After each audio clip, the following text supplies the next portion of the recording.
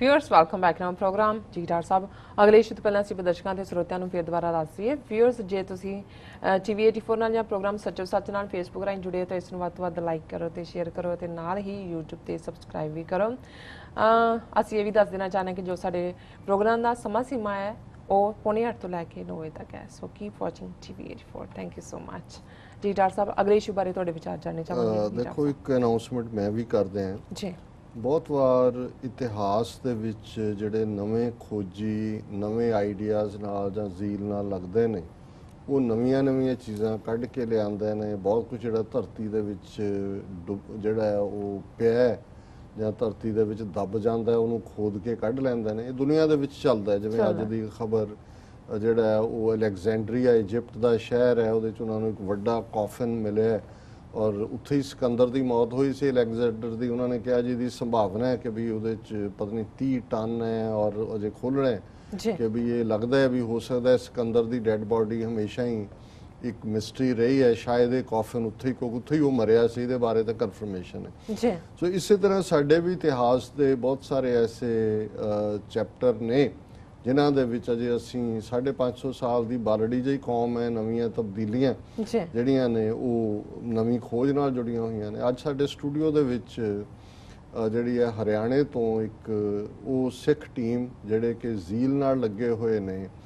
ਕਿ ਕਿਵੇਂ ਬਾਬਾ ਬੰਦਾ ਸਿੰਘ ਬਹਾਦਰ ਨਾਲ ਜੁੜਿਆ ਹੋਇਆ ਹੈ ਪਹਿਲੇ ਸਿੱਖ ਰਾਜ ਦਾ ਕਿਲਾ ਲੋਹਗੜ੍ਹ ਜਿਹੜਾ ਉਸ ਦਾ ਪਿਛੋਕੜ ਕੀ ਹੈ ਕਿਵੇਂ ਉਹਨਾਂ ਦੀ ਰਿਸਰਚ ਨੇ ਸਾਬਤ ਕੀਤਾ ਕਿ ਕਿੰਨਾ ਲੰਬਾ ਚੌੜਾ ਕਿੰਨੇ ਸੌ ਮੀਲ 'ਚ ਫੈਲਿਆ ਇਹ ਕਿਲਾ ਸੀ ਅੱਜ ਉਹ ਹਰਿਆਣਾ ਔਰ ਹਿਮਾਚਲ ਦੀਆਂ ਜਿਹੜੀਆਂ ਬਾਉਂਡਰੀਜ਼ ਨੂੰ ਕ੍ਰਾਸ ਕਰਦਾ ਔਰ ਇਸ ਸਾਰੇ ਬਾਰੇ ਮੈਂ ਅਗੇਨ ਸਸਪੈਂਸ ਨਹੀਂ ਖੋਣਾ ਚਾਹੁੰਦਾ ਇਹ 3 ਮੈਂਬਰੀ ਟੀਮ ਜਿਨ੍ਹਾਂ ਦੇ ਵਿੱਚ 2 ਇਸ ਵੇਲੇ ਹਰਿਆਣੇ ਤੋਂ ਵਿਜ਼ਿਟ ਕਰ ਰਹੇ ਨੇ ਇੱਕ ਲੋਕਲ ਜਿਹੜੇ ਉਹਨਾਂ ਦੇ ਸਹਿਯੋਗੀ ਨੇ ਇਹਨਾਂ ਦਾ ਸੰਬੰਧ ਵੀ ਹਰਿਆਣੇ ਨਾਲ ਹੈ ਸਰ TP ਸਿੰਘ ਜੋ ਹੀ ਸਾਡਾ ਇਹ ਸ਼ੋਅ ਖਤਮ ਹੋਏਗਾ 1 ਘੰਟੇ ਦੀ ਪੂਰੀ ਜਿਹਨੂੰ ਸਾਡੇ ਇਤਿਹਾਸ ਨੂੰ ਪਿਆਰ ਕਰਨ ਵਾਲੇ ਦਰਸ਼ਕ ਪਸੰਦ ਕਰਨਗੇ ਇੱਕ ਪੂਰੀ ਡਿਸਕਸ਼ਨ ਇਸ ਦੇ ਉੱਤੇ ਅਮਰਜੀਤ ਸਿੰਘ ਕੰਡਕਟ ਕਰਨਗੇ ਸੋ ਜਿਉਂ ਹੀ ਪ੍ਰੋਗਰਾਮ ਖਤਮ ਹੁੰਦਾ ਹੈ ਜਿਹਨੂੰ ਬਹੁਤ ਵਾਰੇ ਕਹਿੰਦੇ ਡੋਂਟ ਗੋ ਅਵੇ ਉਹਨੂੰ ਜ਼ਰੂਰ ਦੇਖੋ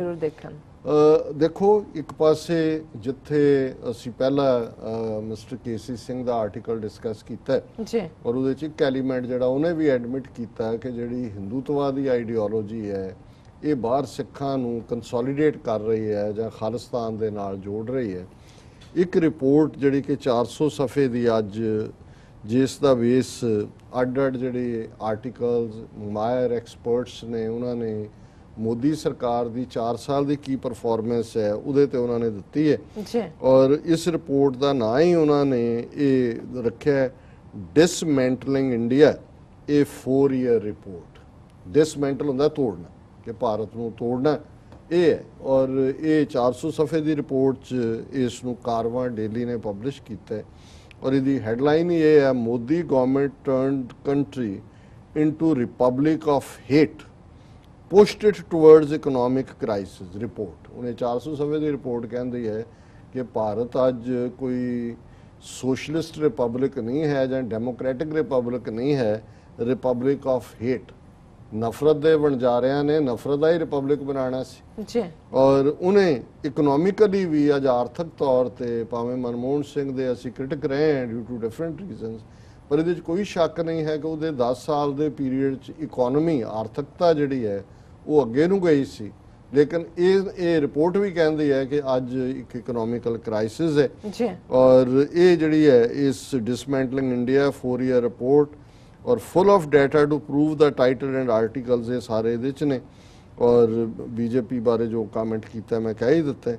ਔਰ ਉਹਦੇ 'ਚ ਉਹਨਾਂ ਨੇ ਕਿਹਾ ਕਿ detailing about hate crimes and lynchings by self style cow vigilantes ਦਾ ਰਿਪੋਰਟ ਸਟੇਟਸ ਰਿਪੋਰਟ ਦੇ ਸ਼ਬਦ ਨੇ India is swiftly transforming into republic of hate and fear especially for its minorities and devastated caste ਕਿ ਭਾਰਤ ਜਿਹੜਾ ਹੈ ਇਹ ਇੱਕ ਨਫ਼ਰਤ ਦਾ ਰਿਪਬਲਿਕ ਬਣਦਾ ਜਾ ਰਿਹਾ ਹੈ ਖੌਫ ਦੇ ਵਿੱਚ ਲੋਕ ਰਹਿ ਰਹੇ ਨੇ ਖਾਸ ਤੌਰ ਤੇ ਘੱਟ ਗਿਣਤੀਆਂ ਤੇ ਡੀਵਾਸਟੇਟਡ ਕਾਸਟ ਦਾ ਮਤਲਬ ਹੈ ਦਲਿਤ ਵਰਗ ਆਦੀਵਾਸੀ ਵਰਗ ਫਿਰ ਉਹਨਾਂ ਨੇ ਇਹ ਸਾਰੇ ਦੇ ਉੱਤੇ ਕਿਹਾ ਕਿ ਵੀ ਇਹ ਜਦੋਂ ਦਾ report cited spend India's database of hate and cow related crimes along with several other media reports to say that since 2010 of such incidents of violence, 97% occurred after BJP came to power in the center and Modi assumed office in 2014, and 84% of those killed in these attacks were Muslim and 8% Dalits for alleged smuggling, slaughter, eating of cattle. उन्होंने कहा जी 2010 ਤੋਂ 2014 ਦੇ ਵਿੱਚ ਕੁਛ ਨਹੀਂ ਹੋਇਆ। 97% ਘਟਨਾਵਾਂ ਜਿਹੜੀਆਂ ਨੇ ਉਦੋਂ ਹੀ ਹੋਈਆਂ ਜਦੋਂ ਦਾ ਮੋਦੀ ਆਇਆ, ਔਰ ਜਿਹੜੇ ਮਾਰੇ ਗਏ ਨੇ ਇਹਨਾਂ ਘਟਨਾਵਾਂ 'ਚ ਉਹਨਾਂ 'ਚੋਂ 84% ਮੁਸਲਮਾਨ ਨੇ, 8% ਦਲਿਤ ਨੇ। ਫਿਰ ਉਹਨਾਂ ਦਾ ਜਿਹੜਾ ਇੱਕ ਚੈਪਟਰ ਹੈ human caste of protecting ਕਾਊ terrorism against Muslims, ਇਹ ਆਪਣਾ ਹੀ ਟਾਈਟਲ ਹੀ ਆਪਣੇ ਆਪ 'ਚ ਦੱਸਦਾ ਹੈ ਕਿ ਮੁਸਲਮਾਨਾਂ ਦੇ ਖਿਲਾਫ ਜਿਹੜੇ ਵਿਦਿਆ ਭੂਸ਼ਣ ਰਾਵਤ ਨੇ ਲਿਖਿਆ ਕਿ 2017 was the bloodiest year in this regard. United Christian Forum also recorded 216 incidents of attacks against Christians in 2017, including violence against priests, nuns and shrines. UCF jointly with Alliance Defending Freedom India documented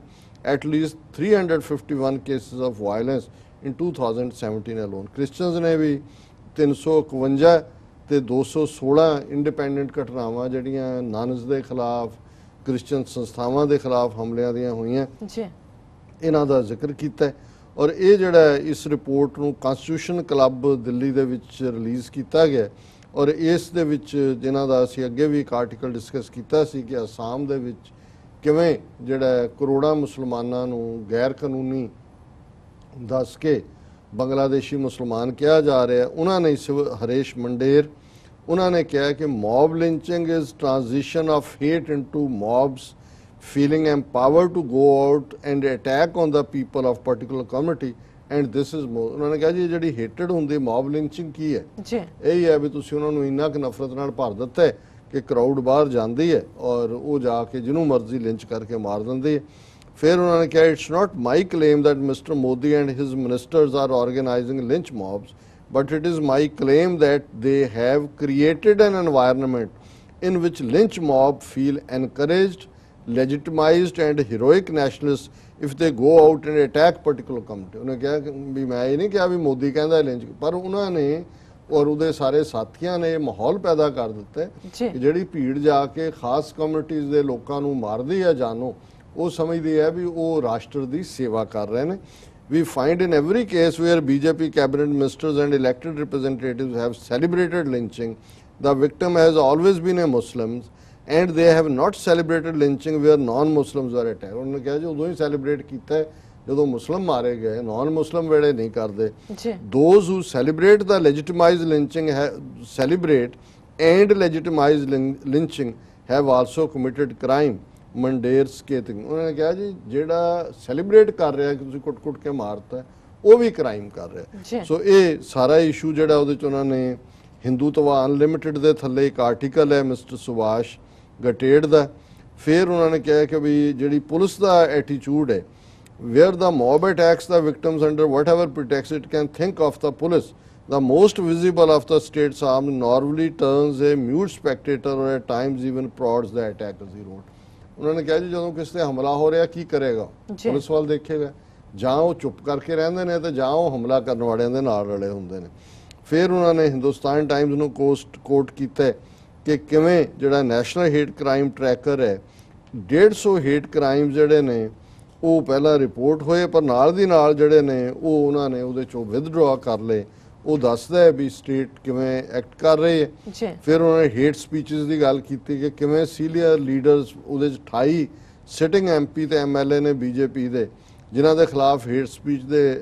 case ਨੇ, ਤਾਂ highest number of any party. ਪਰ ਉਹਨਾਂ ਨੇ ਕਿਹਾ ਵੀ 90% of hateful comments made during NDA current team are by BJP ਪੋਲਿਟ। 90% ਇਹ ਜਿਹੜੀ ਹੇਟ ਸਪੀਚ ਹੈ ਇਹ BJP ਕਰ ਰਹੀ ਹੈ। ਫਿਰ ਉਹਨਾਂ ਨੇ ਇੱਕ ਚੈਪਟਰ ਦਲਿਤਸ ਇਨ NDA ਗਵਰਨਮੈਂਟ ਵੀ ਦਲਿਤਸ ਦਾ ਕੀ ਹਾਲ ਹੈ ਉਹਦੇ 'ਚ ਉਹਨਾਂ ਨੇ ਕਿਹਾ ਕਿ the allocations of funds under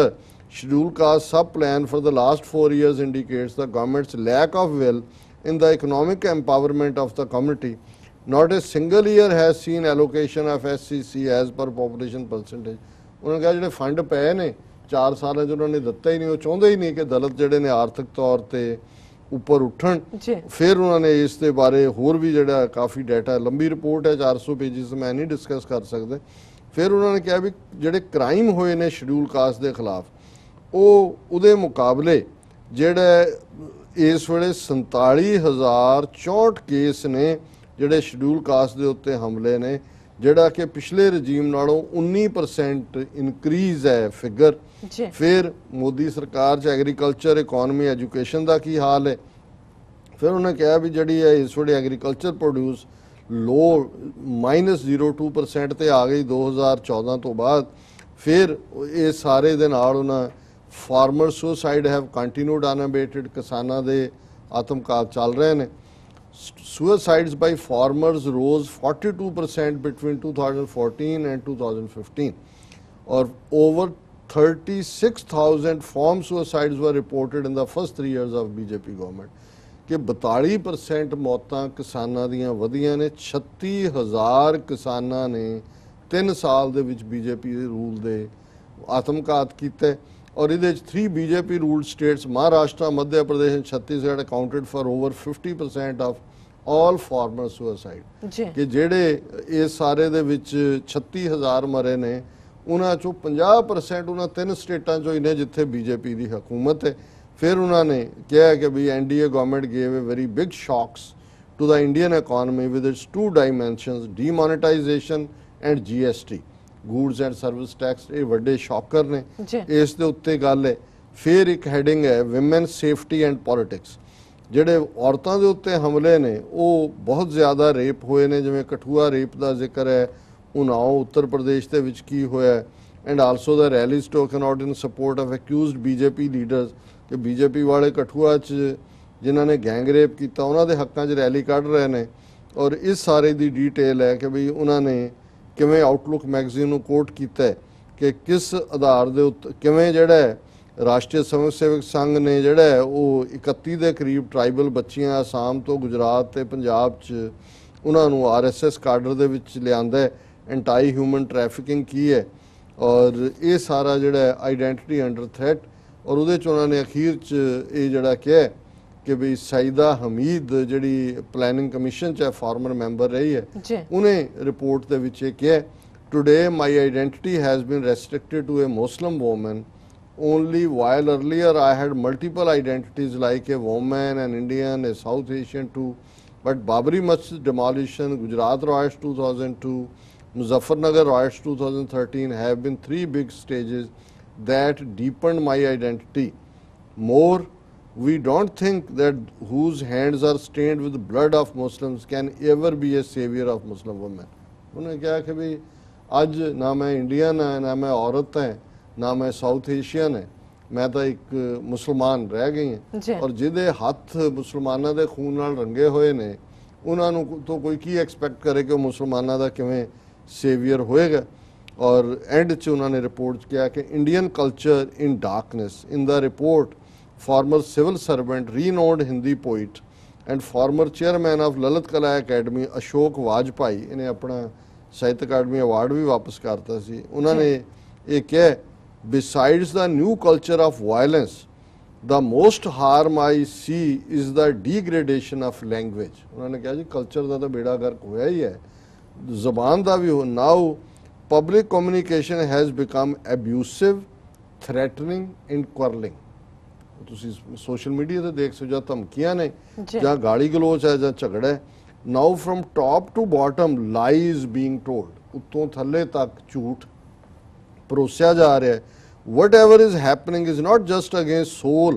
and constitution of India, but also against Indian culture. जो हो रहा है ये सिर्फ भारतीय संविधान ਜਾਂ ਭਾਰਤ ਦੀ ਆਤਮਾ ਦੇ ਖਿਲਾਫ ਹੀ ਨਹੀਂ ਹੈ, ਇਹ ਭਾਰਤੀ ਤਹਿਜ਼ੀਬ ਦੇ ਵੀ ਖਿਲਾਫ ਹੈ। Indian against Indian culture, history and Hindu religion too. ਉਹਨੇ ਕਿਹਾ ਇਹ ਤਾਂ ਸਾਡੇ ਹਿੰਦੂ ਧਰਮ ਦੀਆਂ ਵੀ ਜਿਹੜੀਆਂ ਜ਼ਖਮਾਂ ਪੁੱਟ ਰਹੇ ਨੇ ਉਹਦੇ ਵੀ ਖਿਲਾਫ ਹੈ। ਔਰ ਇਹ ਇਸ ਸਾਰੇ 'ਚ ਉਹਨਾਂ ਨੇ ਕਿਹਾ ਕਿ ਵੀ ਇਹ ਜਿਹੜਾ ਸ਼ੇਮਲੈਸ ਸਾਰਾ ਕੁਝ ਜੋ ਚੱਲ ਰਿਹਾ। ਔਰ ਇਸੇ ਤਰ੍ਹਾਂ ਐਂਡ ਦੇ ਵਿੱਚ ਉਹਨਾਂ ਨੇ ਮੋਦੀਜ਼ ਨੇਬਰਹੁੱਡ ਪਾਲਿਸੀ ਔਰ ਮਨੀ ਸ਼ੰਕਰ ਆਇਰ ਨੂੰ ਉਹਨਾਂ ਨੇ ਕੋਟ ਕੀਤਾ ਕਿ Modi government has failed in maintaining relations with neighbouring countries including Bhutan, Nepal, Maldives, Sri Lanka, China, Afghanistan and Pakistan. रह किहड़ा गया नੇਬਰ, और उन्होंने कहा सब नाल बेड़ा गर्क the relations with Nepal have become bad he said while citing the interference of PM Narendra Modi Nepal internal affairs कि भी ने उत्थे मुदाखलत की उन्होंने नाल भी संबंध बिगड़ गए we are not nearer to the resolution of any issue with Pakistan than we were on 26 May 2014 when Modi became PM उन्हें कहा जी ये सारा ही जड़ा ये अज उहदे तो भी बदतर है जिथे 2014 सी और ये जड़ी है डिसमेंटलिंग इंडिया रिपोर्ट बारे डॉक्टर दयाल कहते ने almost half of the report is the documentation of hate crimes. This was not an easy report to compile as to collect data is very difficult task. उन्होंने कहा जी ये सौखा नहीं सी कि तुसी सारा डाटा ਜਿਹੜਾ ਉਹ ਕਰੋ और ਇਹਦੇ ਤੇ शबनम हाशमी ने कहा the difference between earlier governments and the present government is that this government has reached the 50% mark of the 14 points which qualify fascism. If they come to power in 2019 again, then fascism will be at its peak. फाशीवाद उन्हें कहा जी ਜਿਹੜੇ ਜੇ 50% mark ਦੇਣੇ ਹੋਣ ਤੇ ਉਹਦੇ ਚ ਹੁਣ 14 ਪੁਆਇੰਟ ਦੇ ਉੱਤੇ ਆਲਰੇਡੀ ਇਹ ਪਹੁੰਚ ਗਏ ਨੇ ਤੇ ਜੇ 2019 ਦੇ ਵਿੱਚ ਇਹਨਾਂ ਦੀ ਸਰਕਾਰ ਬਣੀ ਤੇ ਫਿਰ ਇਹ ਫਾਸ਼ਿਜ਼ਮ ਜਿਹੜਾ ਉਹ ਮੁਕੰਮਲ ਹੋ ਜਾਏਗਾ ਸੋ ਇਹ ਇਹਨਾਂ ਦੀ ਹਕੀਕਤ ਹੈ ਔਰ ਇਹਦੇ ਚ ਇੱਕ ਪਾਰਟ ਚ ਕਾਰਵਾਂ ਦੀ ਸਟੋਰੀ ਹੈ ਇਨ 4 years of Modi rule 3000 communal incidents in India 389 dead के ये रिपोर्ट तो वक्री खबर सी कि भी 3000 जड़ियां फिरकू हिंसा दियां घटनावां हुईयां ने इन्हां 4 साल देखो जी वेरी बिग अंकड़ा इत्थे लैने ब्रेक तो पहला ਅਸੀਂ ਆਪਣੇ ਦਰਸ਼ਕਾਂ ਦੇ ਸਰੋਤਿਆਂ ਨੂੰ ਫਿਰ ਦੁਬਾਰਾ ਅਪੀਲ ਤੇ ਬੇਨਤੀ ਕਰਦੀ ਹੈ ਵੀਅਰਸ ਜਿਸ ਤਰ੍ਹਾਂ ਕਿ ਤੁਸੀਂ ਜਾਣਦੇ ਹੋ ਟੀਵੀ 84 ਮਨੁੱਖੀ ਹੱਕਾਂ ਦਾ ਪਹਿਰੇਦਾਰ ਹੈ ਟੀਵੀ 84 ਸਿੱਖਾਂ ਕਸ਼ਮੀਰੀਆਂ ਤੇ ਭਾਰਤੀਆਂ ਨੂੰ ਤੇ ਸਟੇਟਾਂ ਦੇ ਲੋਕਾਂ ਦੇ ਸਵੈਨੇ ਦੇ ਹੱਕਾਂ ਦਾ हामी है ਅਸੀਂ ਚਾਹਾਂਗੇ ਕਿ ਤੁਸੀਂ ਟੀਵੀ 84 ਦੀ ਵੱਧ ਤੋਂ ਵੱਧ ਮਾਈਕ ਸਹਾਇਤਾ ਕਰੋ ਤੁਸੀਂ ਆਪਣੀ ਮਾਈਕ ਸਹਾਇਤਾ ਸਾਡੀ ਵੈਬਸਾਈਟ tv84.tv ਤੇ ਜਾ ਕੇ ਪੇਪਲ ਦੀ ਵਰਤੋਂ ਕਰਕੇ ਵਨ ਟਾਈਮ ਡੋਨੇਟ ਕਰ ਸਕਦੇ ਹੋ ਮੰਥਲੀ ਡੋਨੇਟ ਵੀ ਕਰ ਸਕਦੇ ਹੋ ਤੁਸੀਂ ਟੀਵੀ 84 ਦੇ ਨਾਮ ਤੇ ਚੈੱਕ ਬਣਾ ਕੇ ਸਾਨੂੰ ਮੇਲ ਵੀ ਕਰ ਸਕਦੇ ਹੋ ਸਾਡੇ ਇਸ ਪਤੇ ਤੇ 36-01 37th Avenue Long Island City New York 11101 USA ਜਾਂ ਫਿਰ ਸਾਨੂੰ ਫੋਨ ਰਾਹੀਂ ਵੀ ਸੰਪਰਕ ਕਰ ਸਕਦੇ ਹੋ ਸਾਡੇ ਫੋਨ ਨੰਬਰ ਤੇ 5164060694 व्यूअर्स तुसी किते नहीं जाना मिलते हैं छोटे जे वक्फे तो बाद